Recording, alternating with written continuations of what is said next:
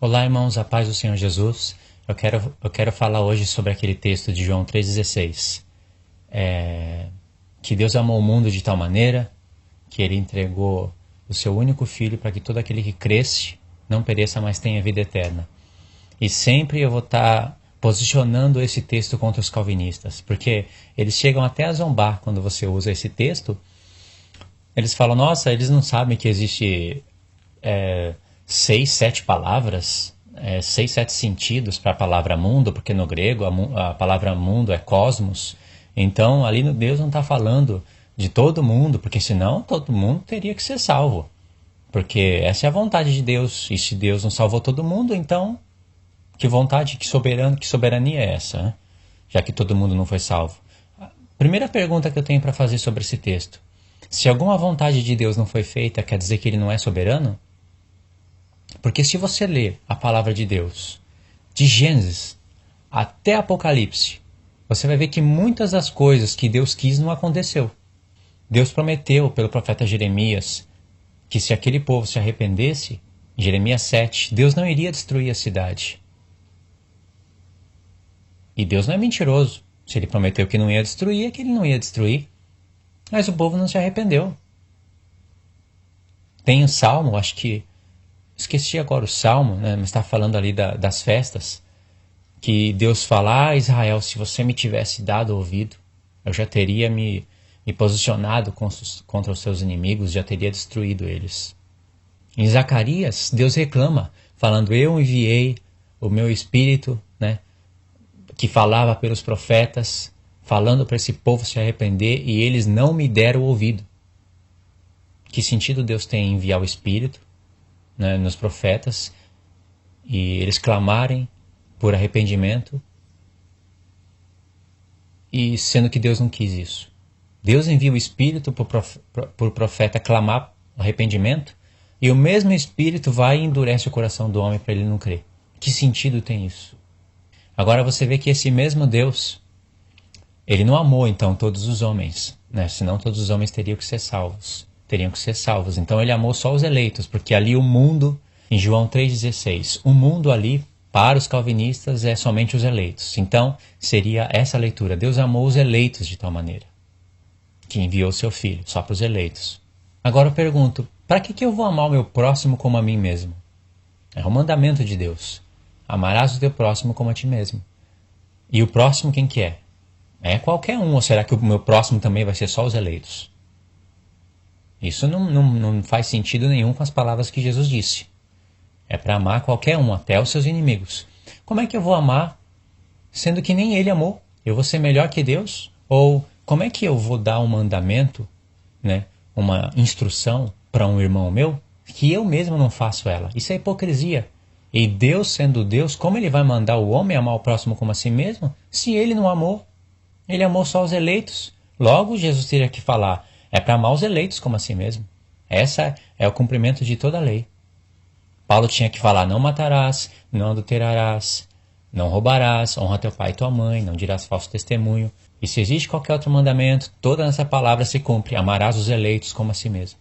Mas diz o próximo. Mas aí eles podem dizer, né? E com certeza vão dizer: a gente não sabe quem que é o eleito, então tem que amar, né? Tem que amar, tem que pregar, porque Deus tem os dois chamados, o chamado interno e o chamado externo. Os chamados externos são para os que vão se perder. Ele chama, mas não escolheu. E o chamado interno é aqueles que vão se arrepender. Então você tem que amar qualquer um, porque nós não sabemos quem que é o eleito. Bom, Paulo sabia quem que eram os eleitos e ensinou a igreja a detectar os eleitos. Aí a gente faria uma busca na palavra e iria ver isso. Não é que Paulo olhava para a pessoa e falava: você é um eleito. Havia uma investigação de anos sobre a igreja, como um pai cuida de um filho durante anos.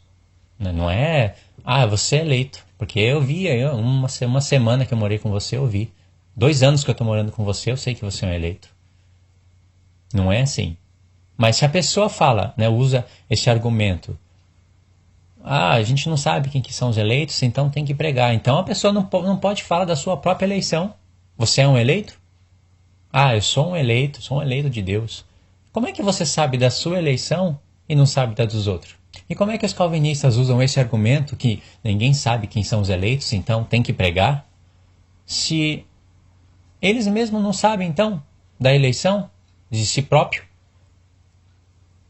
Se não sabe da eleição de si próprio, como que vai ficar usando esses textos falando que Deus amou só os eleitos? Quem sabe, então, você pode ser um desses que você pensa que é eleito, mas que no futuro Deus vai largar a mão de você, vai te abandonar do pecado e você vai morrer. A areia nos olhos dos outros não dói, né? Mas nos seus olhos dói a areia. Se você fala que não sabe quem que é os eleitos, então tem que pregar, então você não pode falar da sua eleição. Qual é o parâmetro que você vai usar para falar que eu tenho certeza que eu sou eleito, mas o resto eu não sei? Por que você sabe só da sua? Qual é a base que você usa para poder afirmar isso? Logo, você pode ser um não eleito também. Então Deus não amou somente os eleitos. Deus amou a todo mundo. E o mundo ali não está falando só de homens. Deus amou toda a sua criação. Ou você acha, você sabe que o Sol é mais de 1000 vezes maior que a Terra? E você sabe o tamanho que é a Terra? Quantas nações existem hoje na Terra? Poderia existir 10 vezes mais nações no planeta Terra, que ainda iria ser grande o planeta Terra. E o Sol é 1000 vezes maior, ou mais. E o Sol só veio a existir por causa do homem. Ou você acha que o Sol existe para obedecer lei a favor de quem? Dos anjos? Você acha que o anjo precisa do Sol? Anjos precisam do Sol e da Lua? O Sol, a Lua e as estrelas foram criados e obedecem leis a favor do homem. Então não faz sentido existir a existência desses luminares se não existir o homem. Então tudo é a favor do homem, para o homem. Até o sábado foi feito para o homem. Deus não precisa de descanso no sábado. Você vê o tanto que Deus amou o homem? E o sol, ele cai sobre todos, justos e injustos, assim como a chuva. Se nega a eleição, a predestinação com isso? Não se nega. Aqueles que são eleitos na presciência de Deus já foram salvos antes da fundação do mundo. Mas isso não quer dizer que no tempo eles não tiveram oportunidade para perderem a salvação. E homens perderam a salvação, homens que tiveram o Espírito Santo, perderam a salvação. Você vê lá Pedro falando que pessoas se esqueceram dos seus pecados purificados. O que purifica pecado? O sangue, o sacrifício. Esqueceram dos seus pecados anteriormente purificados. Ou seja, elas tiveram os pecados purificados. Agora, se Deus não queria que tal pessoa fosse purificada, por que purificou então? E se ele sabia que a pessoa ia se perder, por que purificou? Aí está o X da questão. Se Deus sabia que tal pessoa ia se perder, por que enviou o Espírito Santo sobre ela? Ou você acha que o Espírito Santo foi enviado somente sobre os eleitos? Se você acha isso, aconselho você a ler Hebreus e você lê de novo as cartas dos apóstolos. Pedro fala que homens se desviaram do santo mandamento que lhes fora dado. Tudo isso está em Pedro. E Pedro, ao introduzir a sua carta, fala: eleitos para a igreja. Eleitos, não estou negando a eleição, mas ela tem uma base firme, a presciência de Deus. Eleitos na presciência. Não existe dois tipos de eleição, eleitos fora do tempo e eleitos no tempo, porque os calvinistas nunca vão se cansar de inventar argumentos em cima dessas coisas. Tem acho que é o Paul Wash, não sei se o nome dele é esse, é um pastor até que fala bonito do Espírito Santo, mas de vez em quando abre a boca e Deus tem que fechar o nariz. Ele fala usa Lídia para falar do endurecimento do coração, né, que ali Deus abriu o coração de Lídia para ela ouvir o que Paulo falava, e aí toda a sua casa creu e foi batizada. Então ele fala: amados, então se Deus não abre o seu coração, você não vai crer. Isso é óbvio, né? Se Deus não abre o coração da pessoa, ela não vai crer. Isso até aí é uma verdade. Mas no mesmo contexto diz que Lídia era temente a Deus, serva do Senhor, e antes de ouvir Paulo, hein?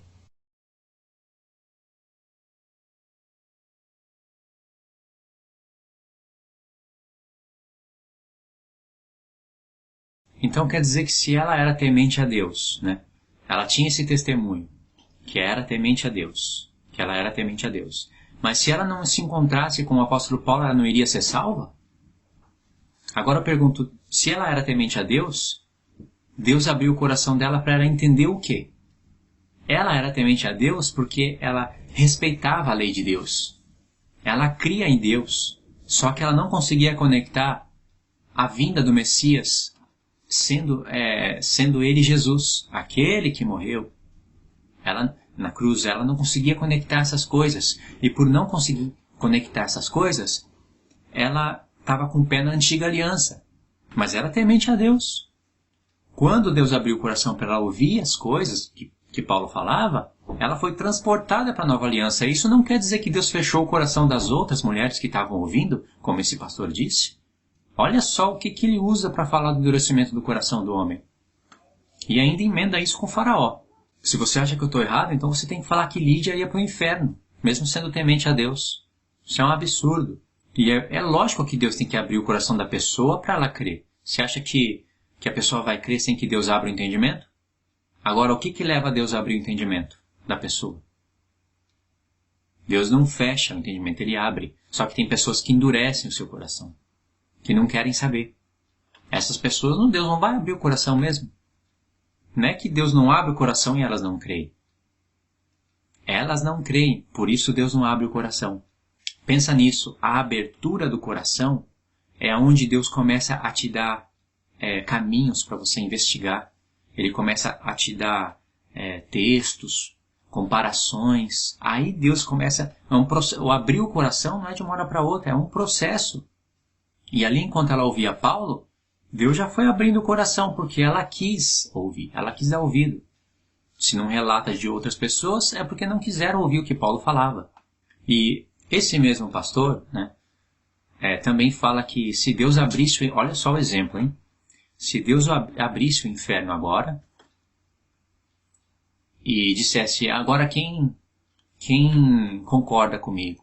Quem quer seguir a fé? O homem, ele diz que o homem é tão mau, tão maligno, tão terrível, tão abominável, que mesmo assim, nenhum homem ia escolher a Deus. Então, por isso que Deus tem que escolher. Olha só, por isso que eu falo que às vezes ele abre a boca e Deus tem que fechar o nariz. Olha só o exemplo que ele usa, né? Além de ir contra um exemplo bíblico, porque você vê lá Lázaro e o rico. Quando o rico viu Abraão lá, queria uma gotinha de água só para refrescar a boca. Queria voltar na terra ou enviar um dos parentes para que ninguém voltasse para aquele lugar. Mas como é que ele tinha que negar então? Já que é tão mal, né, o homem. E aquele homem morreu sem Deus, aquele rico. Mas eles falam da soberania, né, que Deus é soberano. Mas olha só que soberania incrível que eles constroem. Deus ele tem que escolher o homem, porque se deixasse para o homem escolher a Deus, além do homem se gloriar, né, em si, nenhum homem iria escolher a Deus. Ou seja, ou o homem iria escolher a Deus e se gloriar, ou o homem não iria escolher a Deus. Eles têm que escolher uma das coisas para falar. Não pode falar as duas. Não, porque se o homem escolhesse a Deus, ele vai se gloriar, né, nele mesmo. Mas, por outro lado, afirma, não, nenhum homem é capaz de escolher a Deus. E se nenhum homem é capaz de escolher a Deus, então Deus tem que escolher o homem, logo está fora, né, do poder de Deus, conceder o poder de escolha para os homens, para que os homens, olhando para o bem e para o mal, possam escolher o bem. Olhando para a vida e para a morte, possa escolher a vida. Porque ninguém iria escolher. Nem o sacrifício do seu próprio filho não seria suficiente de conseguir convencer um homem que tem poder de escolha. Ó a soberania. Então Deus tem que retirar o poder de escolha do homem e ele tem que escolher o homem, porque senão nenhum homem escolhe a Deus, nem o sacrifício do filho dele seria poderoso para isso. Então, o que você imagina que o diabo e os seus demônios fazem na hora que escutam uma coisa dessa? É motivo para dar muita risada, né? Porque Deus tem que retirar o poder de escolha do homem, porque senão ninguém escolhe ele. Esse é o Deus soberano. Aí pode dizer, não, você está inventando as coisas aí, ó, você está com muita falácia, você não entendeu a predestinação. Tem que entender o que é predestinação. Estou fazendo uma exposição do que é a predestinação segundo o ponto de vista dos calvinistas, legítimo. Não inventei nada. Não afirmam isso? Que nenhum homem escolheria Deus? Então Deus tem que escolher o homem? E que o homem não tem poder de escolha? Não afirma que Deus que abriu o coração de Lídia e não abriu das outras? Então Lídia ia para o inferno mesmo sendo temente a Deus? É a mesma coisa. Não, Deus é capaz sim de dar o poder de escolha para o homem e o homem com o seu poder de escolha escolher a Deus. Só que o homem ia se gloriar. Como que o homem vai se gloriar numa escolha que ele tomou baseada num sacrifício que não foi ele que fez? Foi o Filho de Deus. Como que o homem vai se gloriar? Se Jesus não faz o sacrifício, não tem nada. Se Deus não começa uma nova história com Noé, cadê os homens? Se Deus não vai até Abraão, cadê Israel? Aonde que o homem vai se gloriar? Agora o homem pode se gloriar.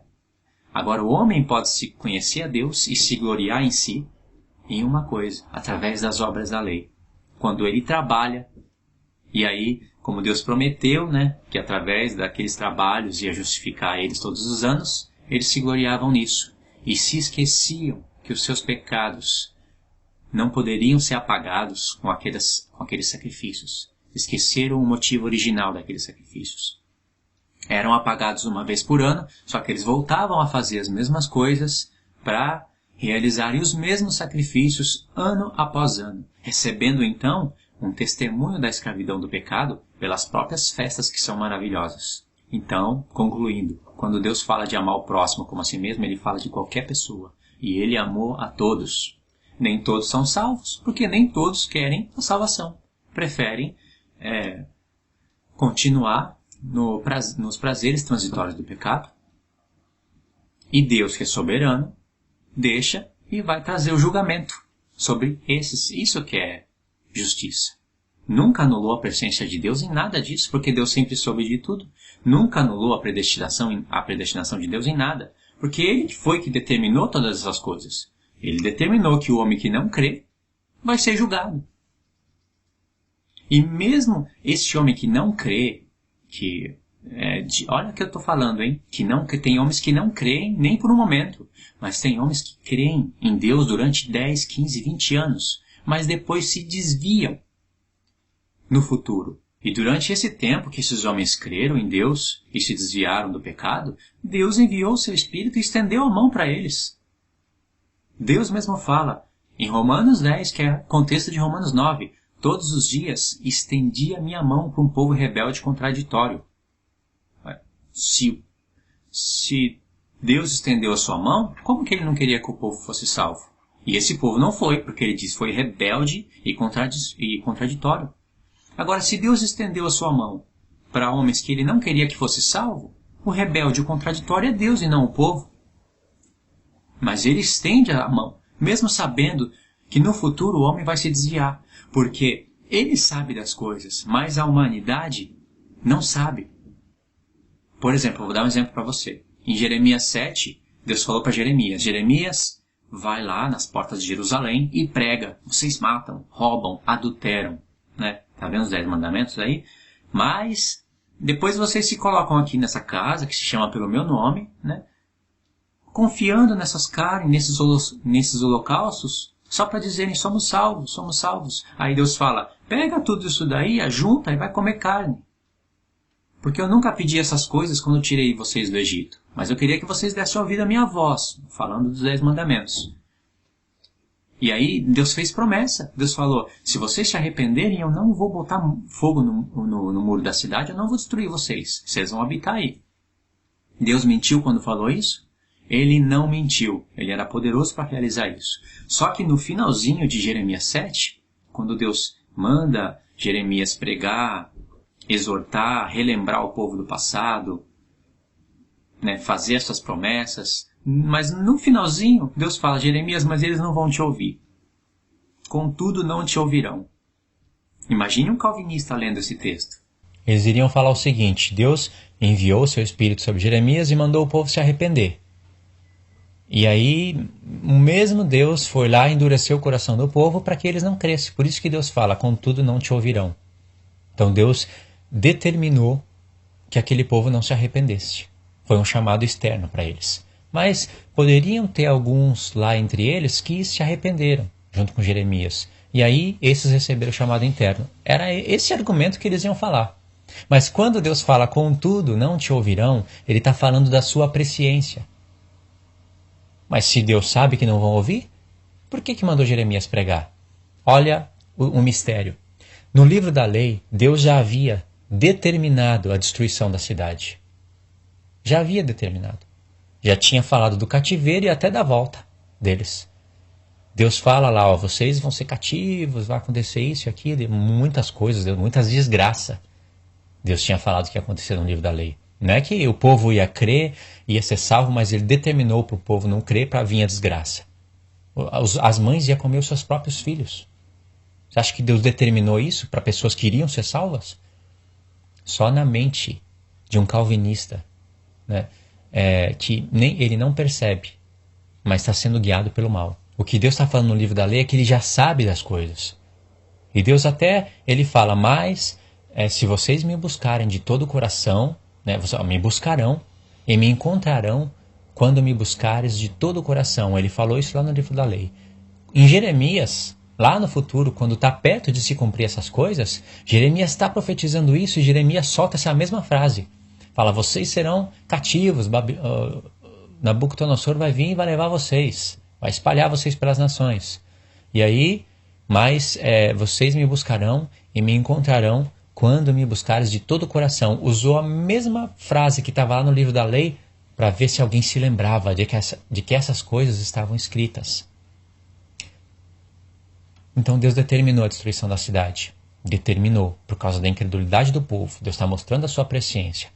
E por causa da presciência ele decretou isso. Mas quando Deus manda o povo se arrepender, lá em Jeremias, ele está mostrando para os céus e para a terra que ele está querendo que o povo se arrependa.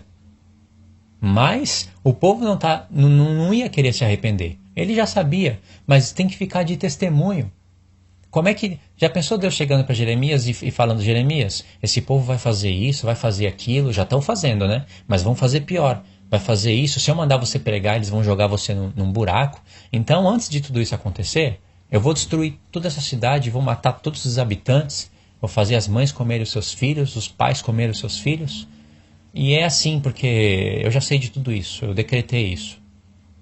Como é que vai ter julgamento? Deus sabe disso, mas os céus e a terra não. Por isso que ele tem que mostrar para os céus e para a terra, mostrando que ele deu oportunidade para o povo se arrepender. Ele quis, mas o povo não quis. Por isso que no começo de Jeremias, eu estou falando de Jeremias 7. Em Jeremias 2, Deus fala, horrorizai-vos, ó céus, espantai-vos, ó terra, porque o meu povo fez duas coisas más. Abandonaram a mim, o manancial de águas vivas, e cavaram cisternas para si. Por que Deus está chamando os céus e a terra? Está falando, ó, vocês estão vendo isso, né? Vocês vão ser testemunhas disso. Porque lá em Deuteronômio, Deus disse para Israel, eu tomo os céus e a terra por testemunha contra vocês, de que eu tenho proposto a vida e a morte, a bênção e a maldição. E Deus dá a dica, escolha a vida. Porque se vocês escolherem a morte, que é o pecado, é isso que vocês vão ter. Mas Deus já sabe. Só que, no entanto, os céus e a terra precisa ficar de testemunha. Porque no dia do juízo, livros vão ser abertos. Todas as nossas obras estão escritas no livro. Fala, vocês estão vendo isso, né? Vocês estão testemunhando o que eu quis. Mas eles que não querem. Eu já sabia disso, mas eu tenho que mostrar para vocês. É isso que Deus está fazendo em Jeremias. É isso que é predestinação de Deus. Ele decretou aquilo, ninguém pode mudar. Ele decretou que o homem que ouvir e não crer tem que ser condenado. E não é só por causa que ele decretou que ele não pode avisar antes. Ele avisou para que quando acontecesse, o povo cresce. Por isso que Jesus vem futuramente em carne e fala, Jerusalém, Jerusalém, que mata os profetas e apedreja os que te são enviados. Quantas vezes eu quis juntar os teus filhos como uma galinha, junto aos pintinhos debaixo das suas asas, mas vocês não quiseram. Augustus Nicodemos faz uma lama com esse texto aí. Fala que Jesus era 100% Deus, mas era também 100% homem, e ali, né, usou a emoção dele, que chorou, Jesus chorou. Foi a emoção do homem, né? Mas quando Jesus fala quantas vezes eu quis, ele não está falando do tempo da carne dele, do tempo em que ele chorou com o emocionalismo humano, né? Isso é pecado. Jesus pecou, então. E eles ainda usam textos lá para falar que Jesus queria abandonar a cruz, né? Foi lá orar e falar, Pai, desvia de mim, se puderes, né, esse cálice. Ou seja, eu não quero morrer na cruz. Né? Acaba com tudo isso. Jesus foi orar supostamente na mente deles. Isso para sustentar que Jesus era 100% homem. Então ali, quando ele chorou em Jerusalém, ele estava ali no humanismo dele. No antropocentrismo. Né? Eles usam até essa palavra grega para expressar a heresia deles. E Jesus na cruz também lá falou, Pai, por que me desamparaste aí? Falta de fé. Eles fazem toda essa junção só para tentar explicar essa parte que Jesus chora em Jerusalém, falando que ele quis. Mas o que acontece é que quando Jesus fala, quantas vezes eu quis, mas vocês não quiseram, quando ele quis, era antes dele se fazer carne. Quando ele lá, como filho, à destra do Pai, antes de vir ao mundo, ele enviava, ele era o anjo do Senhor, e ele falava com o povo. Quantas vezes eu quis, não tinha nada de humanismo. Tá vendo o tremendo erro? Augusto Nicodemos é o autor disso. Vai lá ver os vídeos dele. Fala bonito, como explica Romanos, como fala da predestinação. Se você olhar os vídeos dele, você vai ver o tanto de contradição que tem. Fora essas heresias que eu estou falando para vocês. Então, um dia os céus e a terra vai ser testemunha de que o homem tem poder de escolha. Que Deus quis, mas os homens não quiseram. Mas só que os calvinistas não vão estar nisso daí. Eles não vão estar porque eles não são testemunhas dessas coisas. Eles testemunham ao contrário. Eles testemunham que Deus não deu poder de escolha para o homem. E Deus decretou o homem que vai morrer e o homem que vai viver, independentemente se ele ia crer ou não, porque Deus não escolheu ninguém na base do que ele via que ia crer ou não. Como é que eles vão ser juízes? Eles querem ser juízes. Você já imaginou? No dia do juízo, um bando de calvinistas assentado nos tribunais e aplicando uma condenação eterna sobre homens que poderiam ser salvos. Mas Deus não quis. Não é o fato que eles escolheram a morte, tinha a vida, mas escolheram a morte. O fato é que Deus não quis. E eles, como amar o seu próximo como a si mesmo, eles vão aplicar uma condenação em tais homens. Por que eu digo isso? Porque Paulo fala que a igreja vai julgar os anjos, o mundo e até os anjos, e Paulo tirou isso lá de Daniel 7. Não vou estender o assunto aqui, senão esse vídeo vai ficar enorme. Mas Paulo fala que a igreja há de julgar o mundo. O julgamento de Deus vai ter várias escalas, vários níveis. Os 12 apóstolos vão julgar as 12 tribos de Israel. As 12 tribos, dentre os que vão ser salvos, vão julgar o restante do mundo.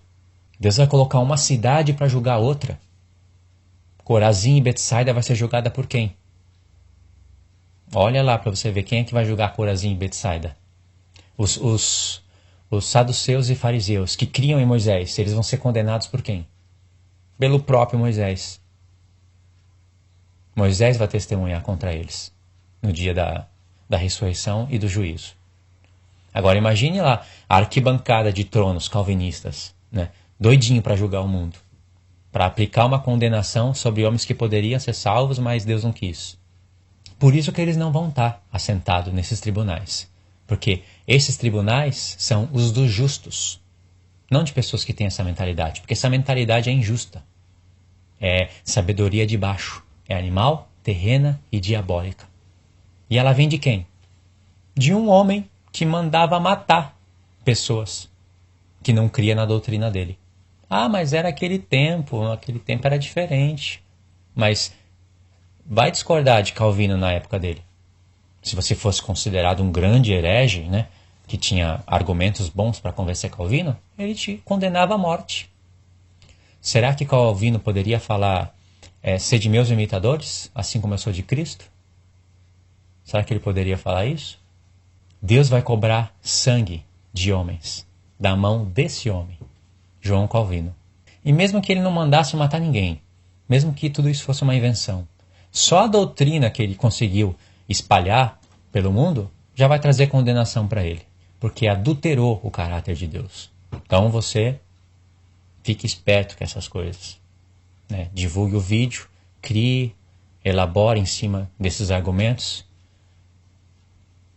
e tenha sempre eles na mente, para nunca deixar um calvinista abrir a boca e soltar lixo em cima da igreja. Ok? Deus abençoe.